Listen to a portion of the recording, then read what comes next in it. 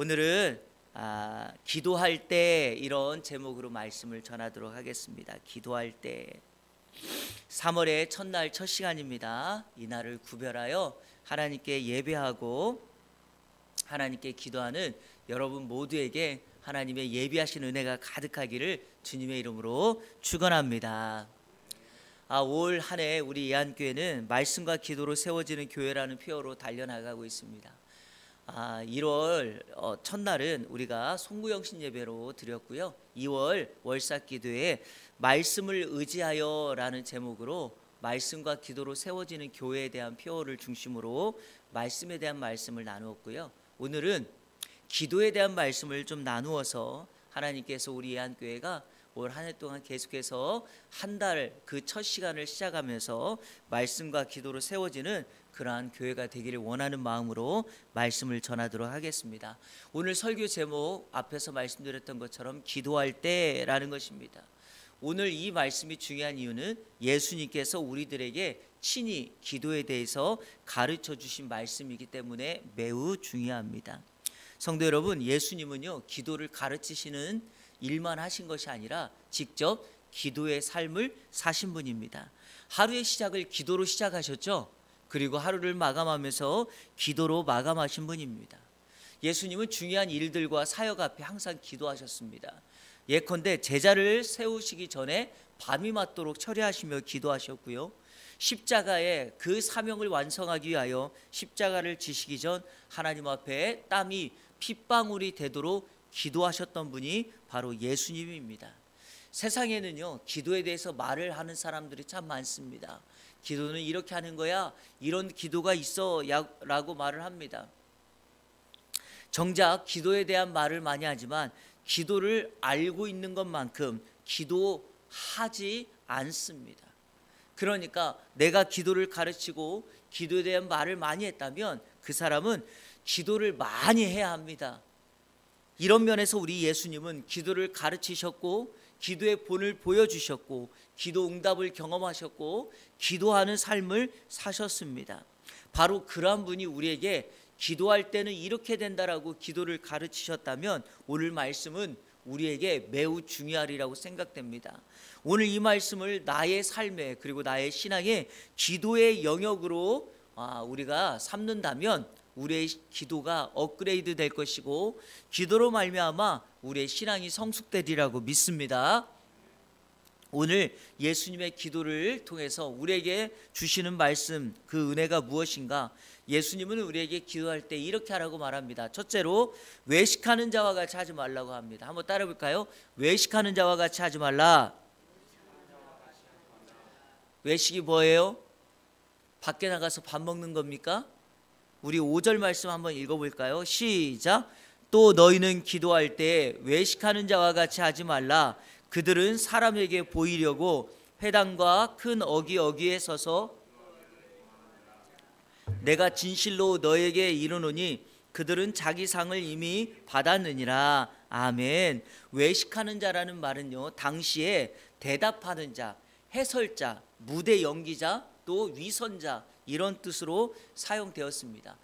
이 예수님 당시에 외식하는 자라는 이 휘포크리테스라는 말은요 원래 무대에서 이렇게 가면을 쓰고 연기하는 사람, 무대 연기자를 일컬었던 말입니다.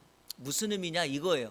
여러분 원래 나라고 하는 존재는 그냥 있는데 거기에 가면을 딱 쓰면 그 가면의 존재로 연기하는 거죠. 그러니까 나라는 존재하고는 다른 삶을 사는 거예요.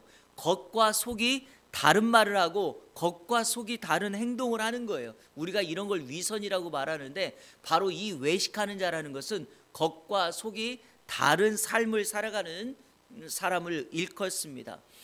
이런 맥락에서 여러분에게 질문할까요? 그럼 여러분은 혹시 외식하는 자이십니까? 이 외식하는 자에 대해서 예수님이 경고하신 이유는 뭘까요? 바로 이들의 문제는 사람에게 보이려고 한다는 것이 핵심입니다.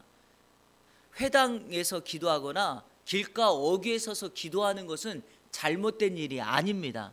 왜냐하면 여러분 아시는 것처럼 유대인들은 당시에 정기적으로 하루에 3번씩 기도했죠. 오전 9시, 12시 정오, 그리고 오후 3시. 그러니까 어디를 지나가더라도 기도 시간이 되면 이들은 그곳에서 기도했기 때문에 이것 자체가 잘못된 방법은 아닙니다. 문제는 이들의 기도가 사람들에게 자신의 의로움과 자신의 믿음이나 자신의 거룩함을 보이기 위하여 하는 행동이 핵심이었다는 것입니다. 성도 여러분, 기도는 사람에게 보이려고 하는 것이 아닙니다. 여기 기도하다는 말이 있죠. 기도할 때 기도하다는 말이 두 단어의 합성어로 돼 있어요.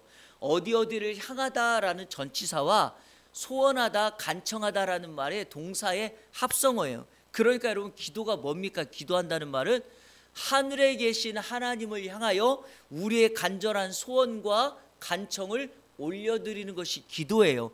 그렇기 때문에 기도라는 말 자체에는 하나님 한 분을 바라보고 하나님 한 분을 향한다는 겁니다. 기도를 사람에게 보이려고 사람 들으라고 하는 것은 기도가 아닙니다. 5절 하반절에 나와 있는 것처럼 이렇게 하는 사람들은 이미 자기의 상을 받았습니다. 자기의 상을 받았다는 말이 뭐예요? 이런 뜻이죠.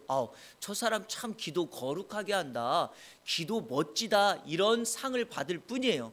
하나님의 응답은 없습니다. 우리의 기도가 진정한 기도가 되어서 그 기도가 응답받았다라는 것은 하나님만이 주시는 그 해결책이어야 합니다. 그것이 바로 기도죠.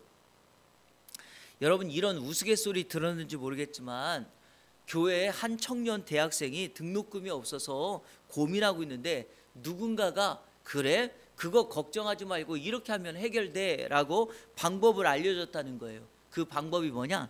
새벽 기도에 나가가지고 그 교회에 부자 장로님 있잖아. 그 장로님 뒤에 앉아가지고 기도 시작할 때 큰 소리로 등록금을 주시옵소서, 하나님의 역사와 기적을 주옵소서, 이렇게 기도하라고 알려준 거예요.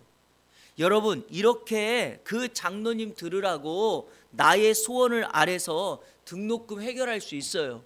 하지만 여러분, 이것은 이미 자기 상을 받은 거고, 이런 기도의 가장 큰 문제가 뭐냐? 하나님의 성품을 욕되게 한 거예요. 하나님은 기도할 때 이렇게 역사하는 분이 아니기에 이것은 하나님의 이름을 망령되이 일컫는 행동입니다. 이렇게 생각하시면 안 됩니다. 기도는 오직 하나님 한 분께만 향해야 돼요.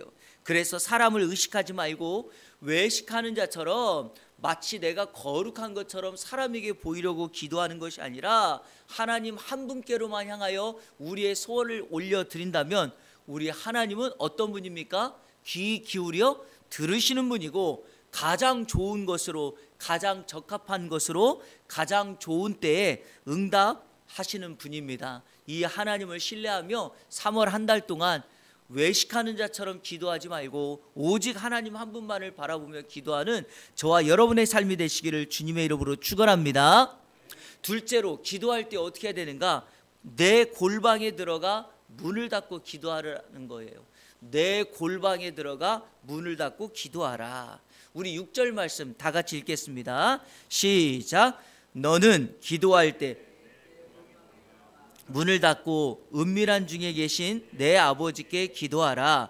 은밀한 중에 보시는 내 아버지께서 갚으시리라. 아멘. 제가 이 골방에 대한 말은 여러 번 강조해 드렸습니다. 기도할 때 골방에서 기도하는 것은, 이 골방이라는 말이 원래 창고, 내실, 저장 창고 이런 뜻이거든요. 그러니까 우리가 기도하는 기도의 골방은 마치 하늘 창고의 문을 여는 바로 그 장소가 될 것입니다. 그러니까 우리가 골방에 들어가 하늘 창고의 문을 연다는 것은 바로 하나님께서 우리의 기도를 들으시고 응답해 준다라는 의미가 되는 거죠. 자, 오늘 이 6절에서 저는 두 가지를 여러분에게 새롭게 강조하려고 합니다. 여기 성경에 보니까 내 골방에 들어가 그랬죠. 자, 두 가지 강조점 중에 첫 번째는 당신의 골방이 있어야 된다는 거예요. 여러분의 골방을 만들어야 된다는 것입니다. 여러분, 내 골방, 당신의 골방 그랬으니까 개인적으로 주님을 만나고 주님께 기도하는 장소가 있는가라는 질문입니다. 여러분 한번 묻겠습니다. 여러분 개인적으로 주님을 정기적으로, 아니 주님을 향하여 기도하는 여러분의 골방이 있으십니까? 이거 있어야 됩니다. 왜냐하면 오늘 성경 6절에서 분명히 뭐라 그랬습니까? 내 골방에 들어가 문을 닫고 기도하라. 은밀한 중에 보시는 하나님께서 은밀히 한 방법으로 우리에게 응답하신다, 갚아주신다 그랬죠. 이 말씀을 믿는다면 우리의 골방이 있어야 되지 않겠습니까? 그러므로 여러분의 골방을 만드셔야 돼요. 만약에 이 골방이 없다면 새벽 기도의 자리나 수요 기도의 자리나 이것이 여러분의 정기적인 기도의 골방이 되기를 축복합니다. 기도의 골방 만들기가 쉽지가 않아요. 그리고 이거는 영적 싸움이기 때문에 내가 그 장소를 만들어서 기도만 하려고 하면 사단이 늘 공격하고 우리를 방해합니다. 그리고 여러분 혹시 직장 다니시는 분들은요, 그 직장의 자리를 기도의 골방으로 만드시면 돼요. 어떻게 하면 될까요? 평상시 때보다 남들보다 5분 10분 먼저 가서 그 자리에서 기도하면, 기도의 골방으로 만들면 하나님이 우리의 정한 그 장소에 먼저 임하셔서 우리의 기도를 들으시고 그 일하는 일터와 그 자리를 거룩하게 만들어 주실 줄로 믿습니다. 당신의 기도의 골방이 있어야 된다. 자, 다른 하나의 강조점은 뭐냐? 오늘 본문에 보니까 하나님은 은밀한 중에 우리를 보시고 응답한다는 거죠. 은밀한 중에 본다는 거예요. 자, 이 말을 이야기해서 우리 새번역 성경으로 다시 한번 읽어보겠습니다. 자, 우리 자막 보시면서 시작. 너는 기도할 때 골방에 들어가 문을 닫고서 숨어 계시는 내 기도하여라. 그리하면 숨어서 보시는 너희 아버지께서 너희에게 갚아 주실 것이다. 아멘. 여러분, 하나님께서는 숨어 계시고 숨어서 보시는 하나님입니다. 여러분, 하나님이 숨어 본다는 것은 우리의 형편과 상황을 다 아신다라는 거죠. 하늘이 파란 것처럼 하나님은 두 눈 시퍼렇게 살아계신데 숨어 계실 필요가 뭐가 있겠습니까? 단지 사람의 시선을 피하여 조용히 골방을 만들어서 하나님 한 분만 상대하는 기도를 하고 있는 그 성도를 향하여 우리 하나님도 몰래 숨어서 은밀히 보시고 그 기도하는 사람 주목하시고 숨어서 응답하시는 하나님입니다. 이런 거 아시죠? 내가 다른 사람에게 말하지 못할 아픔이 있어서 이 예배당에 나와서 하나님 한 분만을 주목하면서 가슴을 치면서 기도하는 그 간절한 애타는 기도를 우리 주님은 주목하고 계신다라는 거죠. 제가 여러분 이 숨어서 보시는 하나님의 역사를 제가 한 이야기를 통해서 여러분에게 말씀드리려고 합니다. 리더스 다이제스트, 지금은 출판되지 않죠. 과거에 이것이요, 미국에서 나온 이 잡지가 한국에 한국말로 번역되어서 이 안에는 감동 스토리가 굉장히 많았죠. 여기에 이런 스토리가 있었습니다. 한 젊은 남녀가 결혼하여 행복한 결혼 생활을 하고 있었습니다. 이들에게 불행한 사건이 찾아왔어요. 아내의 눈에 이상이 생겨서 나중에는 눈을 볼 수 없게 된 시각장애인이 되고 만 것입니다. 남편은 그러한 아내를 매일 옆에서 하루도 떠나지 않고 돌보며 살아갑니다. 그런데 어느 날 남편이 굳은 결심을 합니다. 왜냐하면 내가 이 아내 영원히 함께 할 수 없고 언젠가는 나도 이 아내를 떠나야 될 터인데 이 아내가 나 없이도 살아갈 수 있도록 홀로 서게 할 수 있도록 연습을 해야 되겠다. 그래서 이 남편이 굳은 결심으로 아내에게 이런 말을 합니다. 여보, 어느 날부터는 아침에 혼자 출근해야 되니까 그때까지 시간과 또 장소와 그런 모든 것들을 기억하고 있다가 열심히 살아야 해요 라고 말을 하는 거예요. 아내에게는 청천벽력과 같은 소리였지만 자신을 위해서 모든 것을 희생했던 남편에게 싫다고 거절할 수가 없었던 것입니다. 그렇게 해서 정해진 날이 되었고요. 아내는 그날 출근하는 날 혼자 출근하기 시작합니다. 이곳에 저곳에 부딪히고 때로는 넘어지기도 하고 버스 정류장 앞에서 사람들에게 물어보면서 버스를 타고 출퇴근을 하기 시작합니다. 아내는 너무 힘들었지만 남편이 힘들고 걱정할까 봐 눈물을 꾹꾹 참고 아무 말도 하지 않았습니다. 그렇게 한 달여가 지났을까요? 그날도 출근을 위해서 버스를 기다리고 있는데 이 아내가 버스를 타자마자 버스기사 아저씨가 이 아내에게 이런 말을 하는 겁니다. 새댁은 참 좋겠어요. 이렇게 말하는 거예요. 그러니까 깜짝 놀란 이 앞을 보지 못하는 이 아내가 왜요? 그랬더니 이 버스기사가 이 아내에게 이런 말을 합니다. 아니 저렇게 하루도 빠짐없이 매일 새댁만을 바라보고 있는 남편이 있으니 얼마나 좋겠어요. 이렇게 말을 하는 거예요. 여러분 이게 뭔지 아시겠어요? 그 아내 혼자 떠나보내는 것이 아니라 거리를 두고 매일같이 같이 걸어가고 같이 버스를 타고 일 끝나면 문 앞에서 회사 앞에서 기다렸다가 이 아내가 가는 길에 어떤 문제 어떤 일을 당할까 봐 거리를 두고 매일같이 숨어서 함께한 남편이 있었다는 것이죠. 사랑하는 여러분, 이 남편의 모습이 바로 우리 하나님의 모습입니다. 우리가 기도할 때, 숨어서 기도할 때, 골방에서 기도할 때 우리 하나님은 숨어서 우리를 보시고 우리의 기도를 외면하지 아니하시고 들으시는 그 하나님의 역사인 줄로 믿습니다. 이 하나님을 신뢰하며 오늘도 우리의 기도의 이 골방에서 그 하나님께 간구하는 저와 여러분의 삶이 되시기를 주님의 이름으로 축원합니다.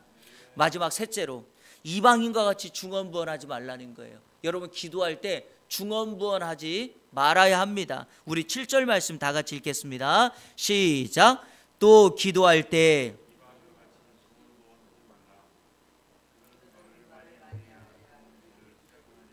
아멘. 여기서 중요한 핵심은 우리가 이방인이냐 아니냐 이게 아니에요. 우리는 원래부터 이방인이었으니까 중요한 것은 중언부언하지 말라는 거예요. 여러분 이 중언부언이 원래 말을 더듬다 이런 뜻이거든요. 그러니까 중언부언하다는 말은 무슨 의미냐면 마치 말을 더듬듯이 계속 정확하지 않은 발음으로 알아듣지 못하는 말을 반복적으로 계속 그냥 하는 거예요. 그런데 신기한 것은 기도를 정말 이렇게 하는 분들이 있어요. 기도에 어떤 내용이 없이 계속 어떤 말만 반복하는 분이 있어요. 원래 기도는요, 우리가 너무 마음의 아픔과 한이 있어서 하나님 앞에 어떤 내용을 말하지 못하고 가슴을 치면서 하나님의 이름만 부를 때가 있어요. 하지만 여기서 강조하는 것은 무엇입니까? 의미 없이 무언가의 말을 반복적으로 말하는 것이에요. 그건 여러분 중언부언입니다.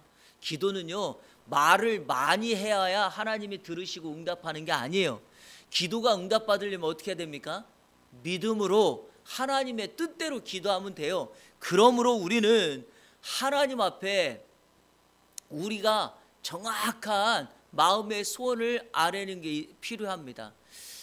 우리가 가끔씩 이렇게 주변에 이런 사람들 있잖아요. 뭐 길을 가다가 어떤 냄새가 나서 무언가를 먹고 싶으면 참 먹고 싶은데 아빠에게 엄마에게 아니면 남자친구 여자친구에게 말을 못하는 거예요. 그런데 냄새에 이끌려서 자리를 딱 멈춰요. 그리고 그쪽을 쳐다봐요. 먹고 싶어? 갖고 싶어? 사줄까? 그럼 말하면 될 거 아니에요. 말을 안 해요. 계속 이런 말만 하면 어떻게 압니까? 여러분 기도는요, 하나님께 우리의 소원을 간절하게 말하는 거예요. 또 어떤 분은 이런 말씀하시는 분도 있어요. 아, 목사님 이런 얘기까지 하나님께 해야 되나요? 하셔야 돼요. 여러분 기도가 정확하지 않으면, 기도의 제목이 정확하지 않으면 우리가 정말 그 기도를 소원하고 있는지 우리는 점검해 보셔야 합니다. 자, 중언부언하지 않기 위하여 여러분에게 제가 제안하는 게 있어요. 자, 가장 좋은 방법이 뭐냐? 기도 제목을 적어보는 거예요. 여러분의 기도 제목을 한번 적어보세요. 그리고 기도문을 써보세요. 그러면 내 기도가 정말 정확하고, 자녀의 기도에 대해서도 마찬가지입니다. 여러분 그냥 내가 딸을 위하여 기도합니다, 아들을 위하여 이렇게 하지 마시고요. 그 딸을 위하여 무엇을 기도하고 있는지 기도의 제목을 정확하게 적어보세요. 그러면 기도가 옆길로 새지 않습니다. 명확합니다. 그리고 기도가 깊어집니다. 기도 제목이 많아지기 시작합니다. 기도 시간이 늘어나기 시작합니다. 그러니까 기도 제목을 적으면 다른 것에 여러분 빠지지 않고, 또 중요한 게 있어요. 기도 제목을 적으면 감정에 따라 기도가 흘러가지 않습니다. 여러분 기도할 때 우리가 이게 중요한데요. 스스로 막 감정에 따라 가지고 가는 사람이 있는데, 그러면 여러분 기도가 막 산발적으로 흩어집니다. 우리의 기도에 그 길이 정확하고 하나님께로만 내 기도를 드리고 중언부언하지 않으려면 기도 제목이 명확해야 된다라는 거예요. 자, 중언부언하지 말아야 될 이유가 또 하나 있어요. 그거는 오늘 본문 8절에서 이렇게 소개합니다. 자, 우리 8절 다 같이 읽겠습니다. 시작. 그러므로 그들을 본받지 말라. 구하기 전에 너희에게 있어야 할 것을 하나님 너희 아버지께서 아시느니라. 아멘. 뭡니까? 우리 하나님은 우리에게 있어야 될 것을 다 아신다. 자, 그러면 자 보세요. 하나님이 내가 필요한 거 다 아시니까 말하지 않아도 되겠네요? 아니라니까요. 아까 제가 말했잖아요. 이런 소리만 내면 몰라요. 하나님 앞에 소원을 아뢰야 합니다. 그리고 여러분, 그 소원을 아뢰 때 정말 간절한 마음으로 아뢰야 되는 거예요. 그럴 때 하나님은 우리의 소원이 분명한 것을 알고 응답해 주십니다. 여러분, 구하기 전에 우리에게 있어야 된다는 것을 우리 주님이 아신다는 것은 내가 기도하지 않아도 하나님이 나의 필요를 채운다는 당위성이 아니라, 이것은 내가 반드시 기도해야만 한다는 당위성인 줄로 믿습니다. 새 둥지에 새끼가 있는데요, 어미새가 먹이를 딱 물고 와서 그 여러 마리 새들이 엄마의 먹이를 달라고 제잘제잘 그러면 먹이를 구합니다. 어미새가 누구에게 먹이를 가장 먼저 가장 많이 주는지 아시나요? 가장 입을 크게 벌리는 새끼, 가장 큰 소리를 내는 그 아기 새에게 어미가 가장 먼저 가장 많이 준다는 거예요. 우리의 기도가 하나님이 우리에게 있어야 될 것을 다 안다고 해서 아무것도 하지 않는 것이 아니라 정말 간절함으로 큰 소리로, 아니 때로는 우리의 마음 중심을 다하여 그 하나님께 우리의 기도를 아뢰이면 반드시 우리 하나님께서 응답하시고 채워주실 줄로 믿습니다.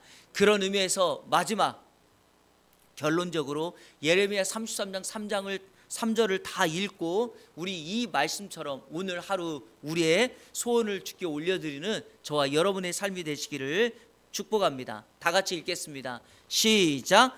너는 내게 부르짖으라. 내가 내게 응답하겠고 내가 알지 못하는 크고 은밀한 일을 내게 보이리라. 아멘. 저를 한번 따라해 보세요. 333 이게 바로 하나님께 연결되는 직통 전화번호입니다. 333. 어떻게 해요?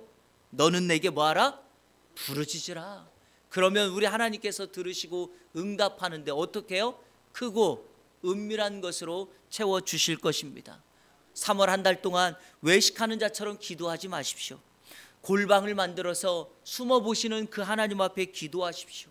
우리의 기도 제목을 정확하게 명확하게 하시고 중언부언하지 않음으로 하나님 앞에 기도한다면 우리 하나님께서 우리의 기도를 들으시고 3월 한 달도 주님의 큰 응답을 경험하는 복된 한 달이 될 줄로 믿습니다. 이 은혜로 충만한 저와 여러분의 삶이 되시기를 주님의 이름으로 축원합니다.